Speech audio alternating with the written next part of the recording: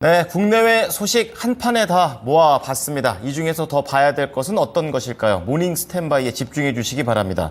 자, 오늘은 퍼스트 프라임 리서치의 손여로 팀장입니다. 팀장님, 안녕하십니까? 네, 안녕하십니까. 네, 미국에서는 또다시 또 중요한 경제 지표가 나오면서 금리와 관련된 내용들이 오고 갔던 하루였던 것 같습니다. 자, 오늘 개장 전에 어떤 것들을 포인트로 봐야 할까요? 네, 먼저 성장주에 대한 투심이 얼마나 남아있는지 좀 확인을 해봐야 될 것 같습니다. 뉴욕 시장도 그렇고 국내 시장도 그렇고 정비례하게 움직이지는 않지만 공통점은 기술주가 강세를 보이고 있다는 부분들입니다. 하지만 기준금리가 확실히 된 것도 아니고 확실히 6개월 전에 비했을 때는 기준금리나 횟수나 기대감이 줄어들었지만 기술주들이 고공행진을 하고 있기 때문에 투자는 해봐야 된다라고 판단하고 있고요. 기준금리 인하가 될 거지만 기준금리 인하가 됐을 때 우리가 이만큼 기대를 이제 6개월 전에 했다고 한다면 지금은 오히려 기준금리 인하가 됐을 때는 조금 보수의 관점으로 혹시 기준금리 인하가 된다고 해서 성장주들의 갑작스러운 단기적인 차익 실현이 나올 것이다 라고 예상은 안 되지만 혹시라도 이런 마인드를 가지고 시장을 바라보신 것이 조금 안전해 보인다. 거기서 말씀을 드리도록 하겠습니다. 수요일이 이 6월 한 달 동안 가장 많은 투자분들께서 집중했던 날이라고 합니다. 그래서 CPI 발표도 있고 FOMC 발표도 있고 어떤 실업급여 청구 건수나 PPI 이런 것들은 주 단위로 월 단위로 꾸준히 돌아오는 부분들인데 많은 투자분들께서 온화해지신 것 같아요. CPI도 그렇고 PPI도 그렇고 2%대가 아니고 3%대를 기록했음에도 불구하고 예측치보다 낮게 나오면서 투자분들께서 좀 이 성장주에 대한 저가 매수를 넣어줄 부분입니다. 하지만 이 기준금리 인하 기대감이 생기면 시장이 전반적으로 강세를 보여야 되는데 우리가 흔히 알고 있는 다우지수나 S&P 500보다는 나스닥이나 필라델피아 반도체 지수가 강세를 보이고 있기 때문에 우리는 기술주에 집중을 해야 된다. 근데 제가 또 이렇게 기술주에 집중을 해야 된다라고 말씀을 드리면 우리 토마토 증권통 시청자분들께서 비중을 키우실까봐 조금 보수의 관점을 말씀을 드리는 겁니다. 그 다음에 이제 앞에서 많은 앵커분들께서 브로드컴이나 기술주, 테슬라 이렇게 잡아주셨는데 저는 요 문구가 좀 눈에 들어오더라고요. 투자회사 에버딘의 수석 이코노미스트인 제임스 맥켄이 물가지수 둔화는 고무적이라면서 연준이 올해 2차례 이상의 금리 인하를 통해서 증시 상승세를 이끌어가도 전혀 놀랍지 않을 것 같다라고 이야기를 했습니다. 그래서 저는 이에 동의합니다. 제롬 파월 연준 의장은 어느 정도 선을 지켰죠. 1회에서 2회 정도 기준금리를 할 것이다 라고 이야기했지만 이 좀 IB 이코노미스트들은 조금 긍정적으로 이야기를 했고 이에 뒷받침해서 테슬라라든가 브로드컴이라든가 인텔이라든가 엔비디아 이런 기술들이 강세를 보여줬기 때문에 그들의 투자 기조는 좀 유지해 볼 만하다. 그래서 판단을 해보도록 하겠습니다. 저는 만약에 스윙 관점 이상으로 좀 접근을 원하시는 분도 한다면 반도체나 2차 전지, 화장품, 미용 의료기기, 전력사비, 전선을 좀 말씀을 드리고요.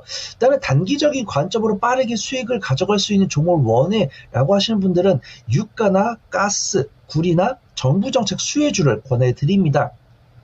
근데 이 종목들 가운데서도 기술적 분석을 좀 해보셨으면 좋겠어요.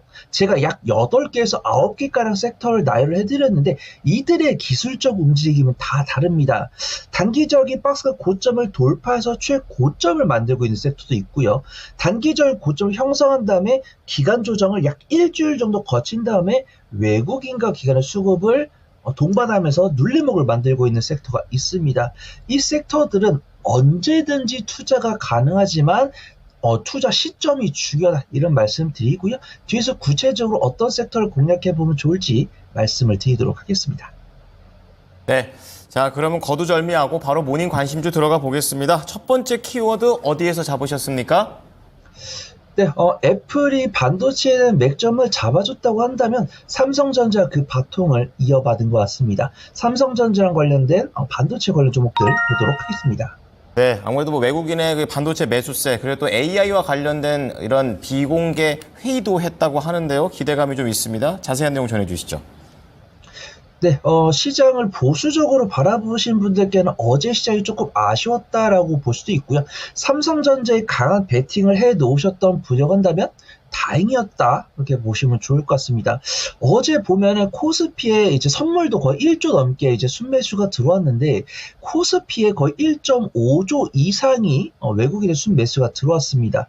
근데 그 중에서도 전기 전자 쪽에 1조 2천억이 넘는 순매수가 들어왔고 그 자금에 물론 전력 설비 쪽도 매수가 들어왔지만 삼성전자랑 SK하이닉스에만 1.2조 원의 순매수가 들어왔습니다. 한미 반도체 같은 경우는 기관이 매수가 들어왔고요. 그래서 저는 수급을 굉장히 믿습니다.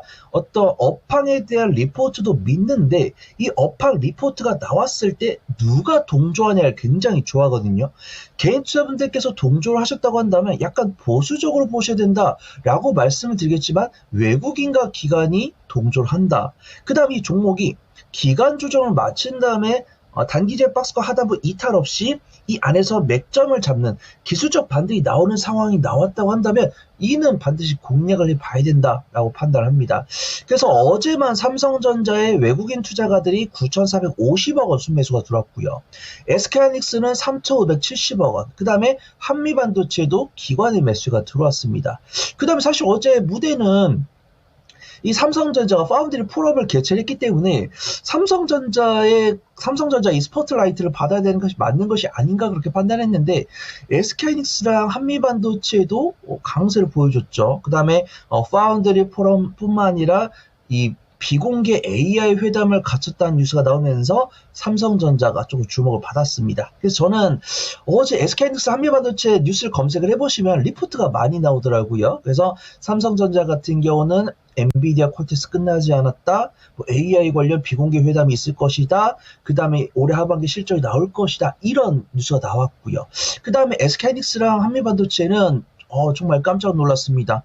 우리가 1분기에 흑자 전환됐기 때문에 요 2018년에 보여줬던 엄청난 실적 기조를 언제 회복할까? 이게 많은 투자분들의 관심사였거든요. 근데 불과 1개 분기 만에 2018년에 그 엄청났던 모습을 재현할 거다 이런 뷰가 있습니다. 그래서 그 상승 가도는 역시 HBM이 만들어줬다라고 판단하고 있고요. HBM이 SK하이닉스 실적의 3분의 1가량밖에 차지하지 않는 상황인데 2018년 3개 분기 이후로 23개 분기 만에 최대 실적을 달성할 것으로 보입니다. 그래서 SK하이닉스의 12개월 선행포도 불과 한 달 전만 해도 25였는데 지금 최근에 이 HTS에서 최실화된 수치를 보면 9점대가 나와요. 그래서 2018년도에 7점대였거든요. 12개월 선행포가. 근데 지금 2024년 3분기에는 9점대가 되면서 이 실적 우상 기조가 나올 것이다. 그렇게 보고 있습니다. 그래서 저는 관심 종목으로 삼성전자랑 SK하이닉스를 말씀드릴 거요. 그거 이제 PD님께 안타깝습니다. PD님께서 이 관심줄 2개 이하로 줄여달라고 하셔가지고 정말 많은 종목을 말씀드리고 싶은데 일단은 삼성전자랑 SK하이닉스 실적 향상세가 이어질 거고 12월 선행포가 상당히 낮아지기 때문에 접근을 해야 된다. 근데 이제 기대 수익률 같은 경우 15% 전으로 설정하신 다음에 추가 상승세가 나온다고 한다면 제가 또 말씀을 드리고요. 그다음에 기대 수익률을 키우고 싶다라고 하시면은 오로스 테크놀로지나 이제 가온칩스나 이런 삼성전자 관련 밸류체인을 지켜보신 것도 기대 수익률을 키울 수 있을 것 같다. 그렇게 좀 말씀을 드리도록 하겠습니다. 네, 자 좋다 반도체 이렇게 얘기를 하고 계시는데 실적에 대한 부분과 수급에 대한 얘기들을 좀 해주시면서 삼성전자, SK하이닉스였습니다. 두 번째 키워드는 어디입니까? 네, 그렇습니다. 첫 번째 제가 말씀드렸던 거에서 전력 설비를 택할까 화장품을 택할까 고민을 많이 했었는데 외국인과 기관은 약간 화장품에 집중하는 것 같아서 화장품을 좀 말씀을 드리도록 하겠습니다. 네, 시간만 있었으면 전력 설비까지 다 듣고 싶은데 자 화장품 자세히 들어볼게요. 네, 공통점이 있습니다. 올해 하반기, 내년 상반기까지도 실적 향상세의 기조가 유지가 될 건데 기간 조절 거친 상황에서 외국인과 기관의 수급 아래 기술적 반등을 만든 섹터를 말해보라 라고 하시면 전력 설비랑 화장품을 들 건데 화장품 관련 뉴스가 굉장히 좀 많이 나오는 것 같습니다. 전력설비 같은 경우는 약간 구리 재고가 증가하고 있다. 그다음 구리 가격이 기간조를 거치고 있다. 이런 부분이 있기 때문에 조금 확인해야 될 것 같다라고 좀 말씀을 드리고요. 화장품 관련해서는 우리 미란 앵커께서 이야기를 많이 해주셨습니다. 그래서 이제 마녀공장이나 뭐 삐아나 이런 종목들이 강세를 보여주고 있는데 이 종목뿐만 아니라 다른 화장품 관련 종목들도 길게는 2년 연속 실적이 개선된 종목이 있고요. 한 3개분기 연속 실적이 개선된 종목들이 있습니다. 그 중에서도 이 종목들이 왜 실적이 잘 나왔는지 어떤 종목을 공략을 해야 되는지 볼게요.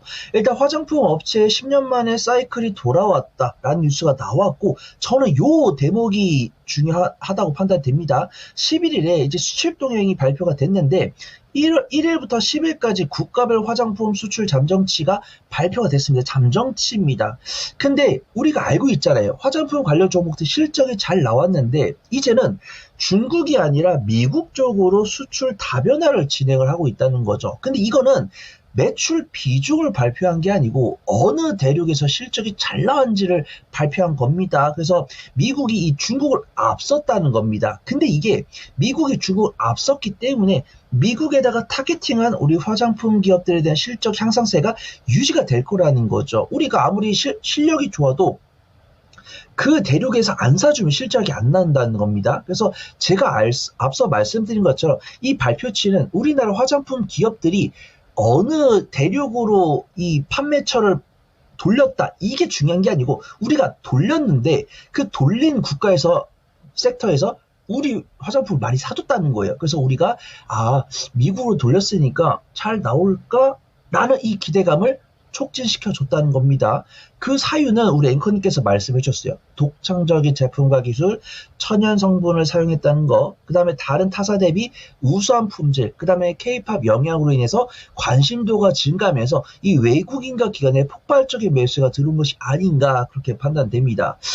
이 반도체에 이어서 이 화장품도 우리 PD님이 좀 미워지는데 이 관심주 2개밖에 말씀 못 드리는 게 가슴이 아픕니다. 그래서 제가 말씀드릴 관심주는 코스맥스랑 이치한불인데요.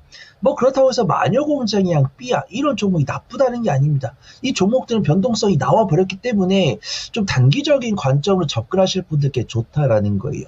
그 다음에 이제 당연히 ODM 기업 봐야 되고요. 그 다음에 이 아모레퍼시픽과 더불어서 중국에서 미국으로 이제 판매처를 달리했는데 이에 따른 실적 개선세가 전망이 되는 기업이 이치한물입니다. 그래서 ODM 기업 중에서 가장 큰 저평가 매력을 갖고 있는 종목 코스맥스고 그 다음에 아모레퍼시픽만큼이나 미국향 실적이 개선될 수 있는 종목은 이치한물이니까 이 종목도 유심히 지켜보시면 좋을 것 같고요. 뭐 한국콜마, 코스메카 코리아, CNC 인터내셔널, 아이페밀레스C, 클리오 등 이런 종목들도 반드시 관심 종목에 넣어놔야 된다. 그렇게 좀 말씀을 드리도록 하겠습니다. 네, 중요한 종목들이 스쳐가듯 나오고 있습니다.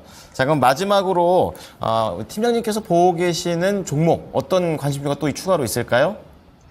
그렇습니다. 이 반도체랑 화장품 어떻게 보면은 우리 시청자분들이 뻔한 섹터가 될 수 있다라고 하고 있거든요. 그래서 그런 시장과 상관없이 약간 그 손맛을 느낄 수 있는 정책 수혜주 한번 지켜보도록 하겠습니다. 어떤 종목입니까?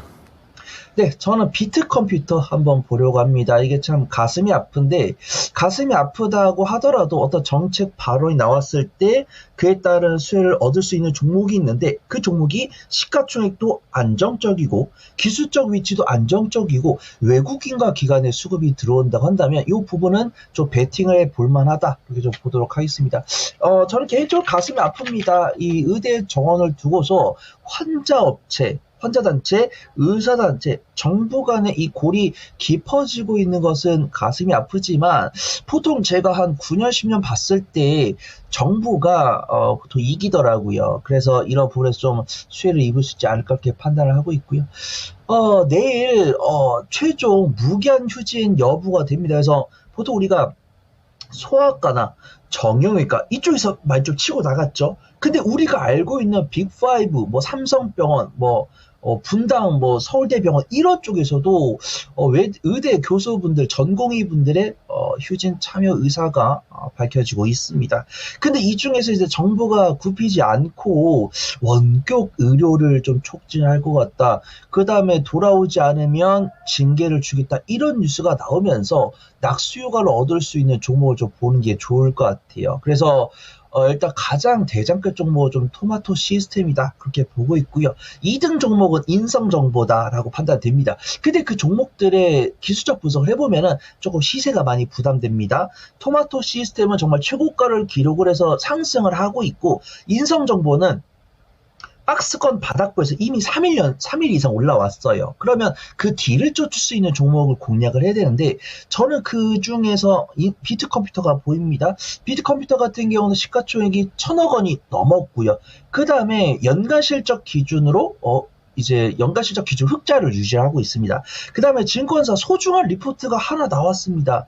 비트컴퓨터가 글로벌 매출 확대 기회를 잡지 않을까? 이런 부가 있습니다. 그래서 비트컴퓨터 같은 경우는 해외에 다양한 매출처를 보유를 하고 있는데, 코로나19가 발생하면서 해외 매출이 다소 위축되었지만 이 회사 입장에서도 포기하지 않고 투자를 하겠다, 이런 발표를 했고요. 증권사 개통에서도 긍정적으로 봐주시는 것 같습니다. 그래서 지금도 화면에 비트컴퓨터 일봉 차트가 나오고 있는데 변동성 상당히 기록을 했던 종목이고요. 최근에 21선과 61선을 이제 막 돌파하는 모습이고, 기관이 점진적으로 매수를 했다고 한다면 28일 의협 관련 일정을 가지고서 외국인이 접근하는 모습을 보여주고 있습니다. 그래서 단기적인 관점으로 접근하실 분들은 이미 시세가 나온 토마토 시스템과 인성정보 괜찮지만 스윙 이상의 관점으로 손절가를 타이트하게 대응하지 못하신 분들, 철저하게 지키지 못하신 분들은 비트컴퓨터가 그런 일정주에 대한 낙수 효과를 얻어보지 않을까, 그렇게 좀 판단을 해보도록 하겠습니다. 네, 자, 오늘 모닝 스탠바이 3가지 키워드 정리해드리도록 하겠습니다. 첫 번째는 반도체입니다. 실적과 그리고 수급에 대한 기대감, 삼성전자와 SK하이닉스의 대표적인 종목으로 뽑아주셨고요. 두 번째 키워드는 화장품입니다. 긍정적인 수급이다, 이렇게 얘기를 하시면서 OEM, ODM 그리고 미국 쪽에서 실적이 날 수 있는 기업으로 코스맥스, 이츠한불, 거기 플러스 알파, 수급으로는 전력 설비도 좋답니다. 그리고 마지막으로는 의료 파업과 관련해가지고 원격 의료의 비트컴퓨터입니다. 토마토 시스템과 앞서서 인성정보도 있지만 조금은 쉽게 갈 수 있는 종목 비트컴퓨터 말씀을 드렸으니까 참고해 보시기 바랍니다. 팀장님, 오늘 말씀 감사합니다. 감사합니다. 네, 토마토 모닝쇼 저희가 준비한 소식은 여기까지입니다. 지금까지 투자 판단에 도움이 될 수 있는 정보를 제공해 드렸습니다. 하지만 특정 종목의 상승과 하락을 보장하지는 않으니까요. 참고해 주시기 바랍니다. 오늘도 성공 투자하십시오. 고맙습니다.